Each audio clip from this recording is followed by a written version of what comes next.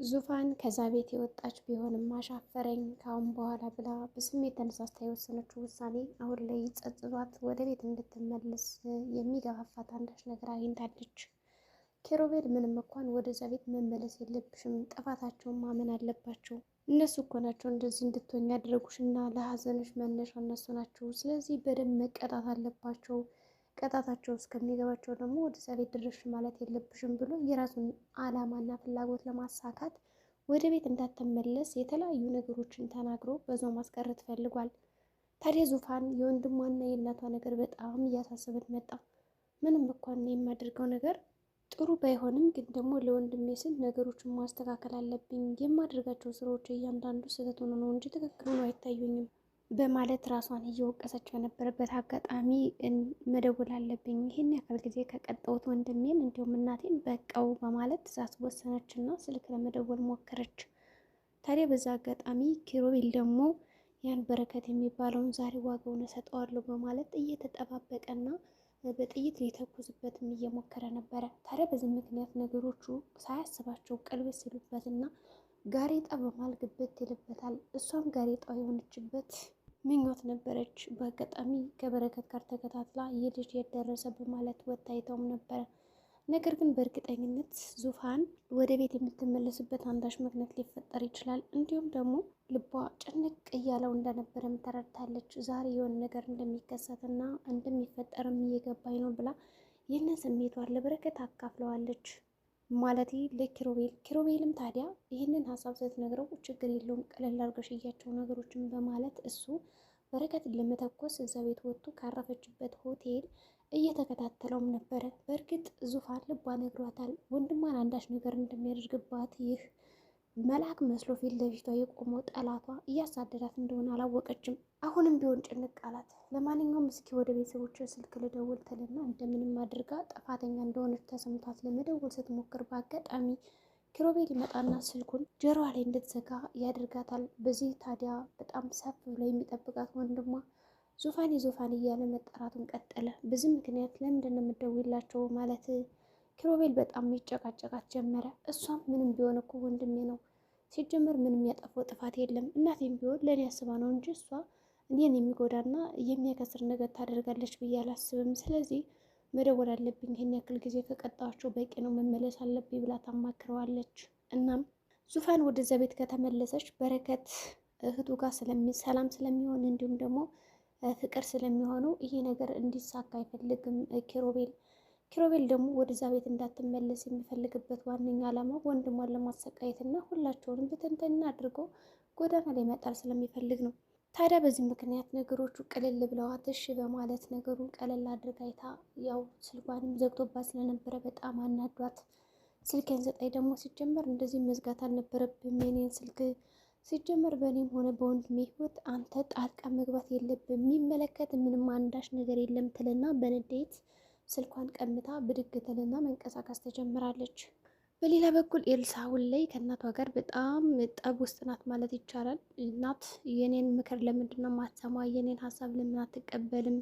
ለምንድን ነው የአባቷን ብቻ የምትራመደው እና የምትቀበለው? እኔን እንደ ሰው አታይኝ ብያለች። ከአባቷ ጋር በጣም ስለምትቀራረብ እና ስለምትግባባ ነገሮችን ቀለል አድርጋ እያየቻቸው አይደለም። በዚህም ምክንያት ከበረከት ቤት መሄድ ፈልጋለች። ዙፋን ከጠፋችን በኋላ ብቻውን ነው በረከትና ጥየው መሄድ የለብኝም ስለዚህ እኔ ልሄድ ነው ትልና አባቷ ሳያያት ተደብቃ ልትወጣ ነበር ያሰበችው። ነገር ግን ደግሞ እናቷን ተደብቃ እንደመውጣት አስባ አባቷን ስታይ እውነቱን ትናገርና አባዬ እኔ ወጥቼ ልሄድ ነው፣ ትናንት እኮ ዙፋን እዛ ቤት ጠፍታ እየፈለግኳት ነበርና በረከትን ብቻውን ነው ጥዬ የመጣሁት እናቴ እንደዛ ስትሆንብኝ፣ ስለዚህ ዛሬም ይሄን ነገር እንዲደገም አልፈልግም ትላለች። በእርግጥም ይህንን ነገር የምታደርገው ኤልሳ ለበረከት አስባም ሳይሆን በዛውም የራሷን ደስታ ለማስደሰት ነው። ምክንያቱም በጣም ስለምታፈቅረው እና ስለምትወደው የእሱ ናፍቆት ከቀን ወደ ቀን እየጨመረባት መጥቷል። ሳታየው መዋል እየቻለች አይደለም አሁን ላይ በስልክም ቢሆን ብቻ በማንኛውም አጋጣሚ እንደምትወደው ያመለክታል። በረከት ደግሞ ይህንን ነገር አላወቀም።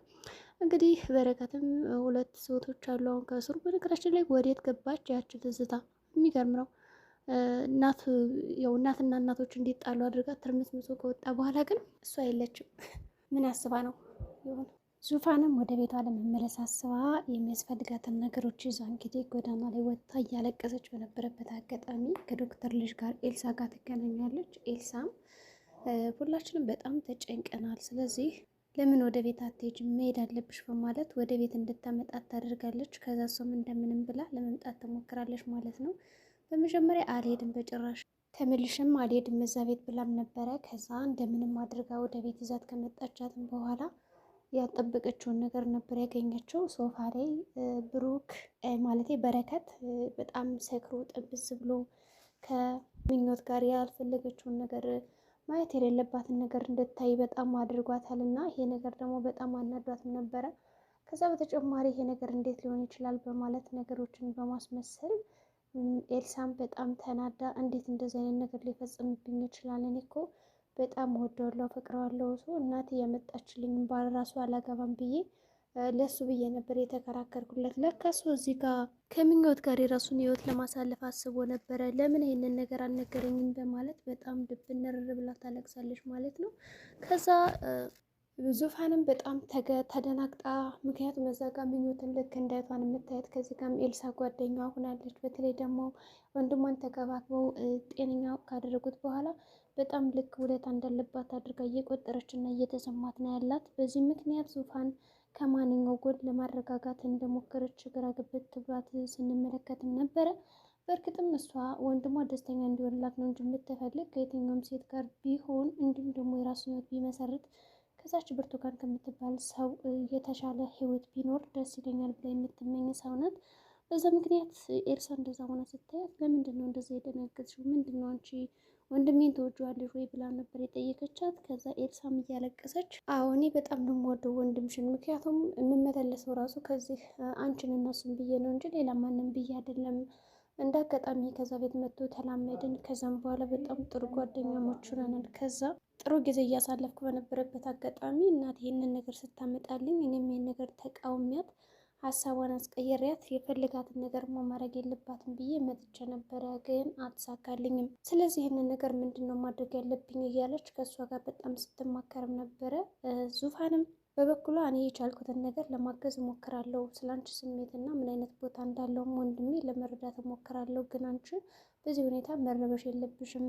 ምኞቱም ብትሆን በጣም መወዳት እህቴ ነች፣ አንቺም ብትሆኝ እንደዛው። ስለዚህ እኔ ከማንኛችሁ ጎም እንደምቆም ግራ ግብት ብሎኛል፣ ግን በቃ እኔ በፍቅረኛሞች መካከል ጣልቃ እንደማልገባ ነው የምነግርሽ ትላታለች። እሷም ችግር የለውም ትልና አልቅሳ አባብላት ወደ ቤት እንድትመለስ ታረጋታለች። በረከትም እዛ ጋ ጥንብዝ ብሎ ሰክሮ ሶፋ ላይ ቁጭ ብላ በምታባብልበት ጊዜ ምኞት በጣም ተቀራርበው ነበረ። ምኞት በጣም ጠልታኛለች እህቴ፣ ከዚህ በኋላ ተመልሳ አትመጣም ወደ እኔ ቤት፣ ስለዛም ነው ስልክ ስደውልላት ተመልሳ ማታናግረኝ በማለት በጣም ብስጭት ይለውና እያለቀሰ መጠጦችን በላይ በላይ ባናት ባናቱ ይጠጣበታል። በዛው ምክንያት ራሱን እያስተዋለ እንዲሁም ደግሞ የሚያደርገውን ነገር አያውቅም ነበር። ስለዚህ ከምኞት ጋር ለመቀራረብ በጣም ትግል ገጥመዋል ማለት ይቻላል። ምኞት እንዴት አድርጋ እዛ ነገር እንደምታሸንፈው ባይታወቅም የምኞት ህይወት በጣም አደጋ ላይ እንደሆነ ያሳያል ማለት ነው። አሁን ኤልሳ ገና ለገና አንድ ላይ ተቀራርበው ተቀምጠው ብላ ነው እንጂ እንደዛ የታየደችው ሌላ ነገር ተፈጥሮ አይታ ቢሆንማ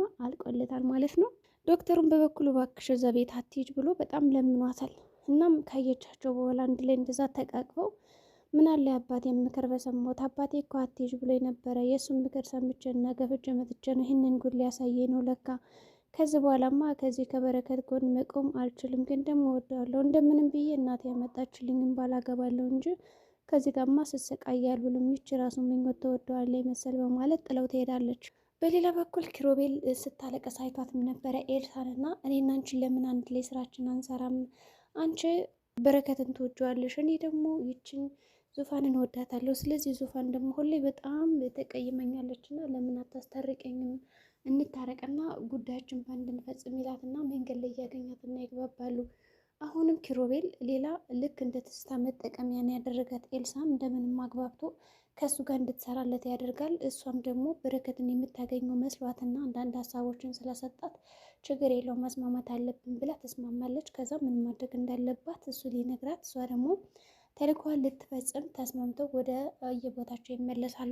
ሌላ ሁለቶች እናቶች እዚህ ጋር በአንቺ ምክንያት ነው ዙፋን የጠፋቸው ከቤት ቤቱን ለቃ እየተባባሉ በጣም እየተወቃቀሱና እየተነጋገሩ ነው ያሉት። በረከት በመካከላቸው ገብቶ ለማስታረቅ ሞክሯል። እነሱ ግን ምንም ሊረዱት አይደሉም። ከዛም እንደምንም ብላ ያው ጣልቃ ገባሽ ምኞት እባካችሁ ተረጋጉ፣ ለእሷም ቢሆን እንደዚህ መሆን የለባትም በማለት አረጋጋቻቸው።